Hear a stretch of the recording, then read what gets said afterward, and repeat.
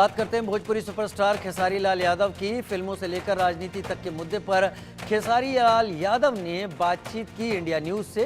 दिल्ली से बीजेपी सांसद मनोज तिवारी और गोरखपुर से बीजेपी सांसद रवि किशन को लेकर भी खेसारी लाल यादव ने बहुत कुछ कहा है इस इंटरव्यू में। क्या कहा सुनिए।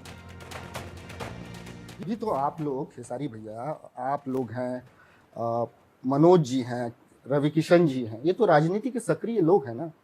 ये क्यों नहीं यूपी और बिहार में सिनेमा के, भोजपुरी सिनेमा के उद्धार के लिए कुछ करते हैं? आज भी वहां के दर्शक वो नहीं समझते कि किस हॉल में जाए। हॉल्स की कमी है अब यूपी बिहार में। आप लोगों को अगर प्रमोशन मिलना चाहिए तो सबसे पहले इनसे मिलना चाहिए। नहीं, देखिए, सबसे बड़ी चीज़ है कि लोग बनते ही भोजपुरी से हैं। चाहे मनोज भैया हों या रवि भैया हों या दिनेश भैया हो या पवन भैया हों या मैं हूँ, चाहे एवरीथिंग, जितने भी लोग हैं, सब बने भोजपुरी से। लेकिन जब इनको एक पोजीशन मिली तो सबसे पहले भोजपुरी को ही बोले। आदमी को जब गाड़ी मिलती है ना, नई गाड़ी जब मिल जाती है ना सर, तो पुरानी गाड़ी को कोई पोंछा नहीं मारता। ये बहुत बड़ी बात कर रहे हैं आप। और यही चीज़ें हुई। अगर पुरानी चीज़ें, जैसे कि हमारे यहाँ बहुत सारे दोस्त मिल गए, बहुत सारे माँ बाप मिल गए, लेकिन मेरे अंदर में अपने माँ बाप का सम्मान है, इसलिए खेसारी लाल यादव मुंबई से अपने बाप को बुलाया, अपने मम्मी को बुलाया, अपने चाचा को बुलाया, अपने सास माँ को बुलाया, अपने ससुर को बुलाया। तो मेरे अंदर अपने परिवार के प्रति संवेदना है, मेरे अपने परिवार के प्रति एक प्यार है, एक लगाव है, इसलिए मैं अपने परिवार को लेके चल रहा हूँ और मैं अपने परिवार को हर अपनी खुशी का हिस्सा बना रहा हूँ। अब जिनको नहीं है उनके लिए मैं क्या बोल सकता हूँ। आज भी मेरे लिए भोजपुरी सबसे बड़ी, सर्वोपरि, और मेरे लिए भोजपुरी बहुत ऊपर है। अब मनोज भी चाहें तो वो चीज़ें बदल सकती है कि भाई संसद भवन, विधानसभा, संसद भवन, जहाँ भी आपका जगह मिलता है, करीब आप कम से कम भोजपुरी के बारे में 2 शब्द बोलिए कि भाई हमारी भोजपुरी ऐसी है, अब भोजपुरी को प्रमोट करना चाहिए।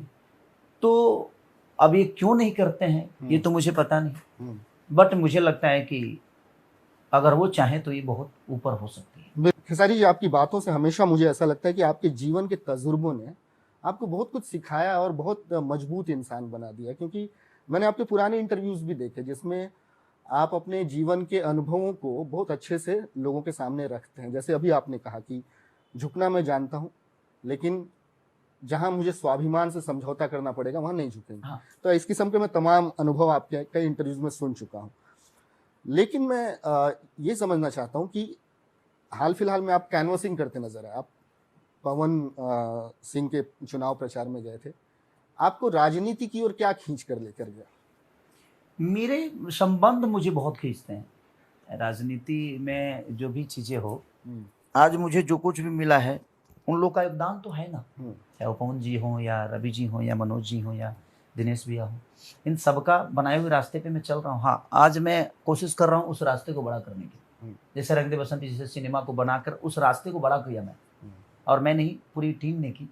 मेरा तो सिर्फ एज ए कलाकार मैंने काम किया, और मेरा सौभाग्य है जो वैसे मूवी मुझे मिली काम करने के लिए जी। वहाँ जाने का रीज़न मेरा ये था कि उन्होंने मुझे, उनको लगा कि मैं उनका भाई हूँ और उन्होंने मुझे बुलाया।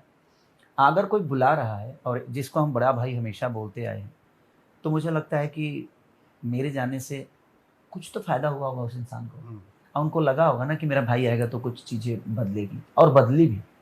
बहुत सारी चीज़ें बदली। नहीं तो निर्दलीय अगर हम सबका सपोर्ट नहीं होता तो निर्दलीय 2,75,000 वोट लाना साधारण बात नहीं है। वो 60-70 हज़ार के आसपास आ रहे हैं। मैं आपसे ये समझना चाहूँगा, लेकिन अब ये हो रहा है कि बीजेपी को ये लगता है कि बिहार में 2 सीटों पवन सिंह की वजह से हार गई, जिसमें काराकाट की तो सीट थी ही।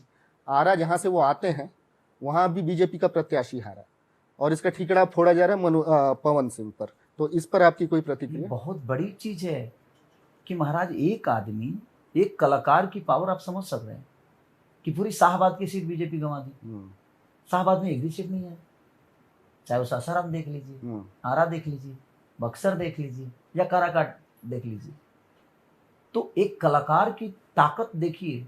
लोगों को लगता है कि नचनिया बजनिया है, लेकिन उस आदमी की वजह से इतनी बड़ी पार्टी का 4 सीट निकल गया, तो ये छोटी बात नहीं है, ये बहुत बड़ी बात है। वो आदमी हारा जरूर, ठीक है, बट आपको भी तो 4 सीट गंवाना पड़ा।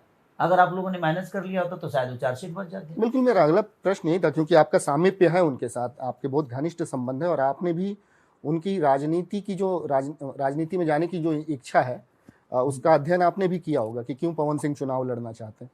अगर बीजेपी उनको एक मौका दे रही थी तो वो मौका उन्होंने क्यों नहीं लिया? देश की सबसे बड़ी पार्टी उन्हें टिकट देके लड़वाना चाह रही थी, वो मौका उन्होंने क्यों नहीं लिया?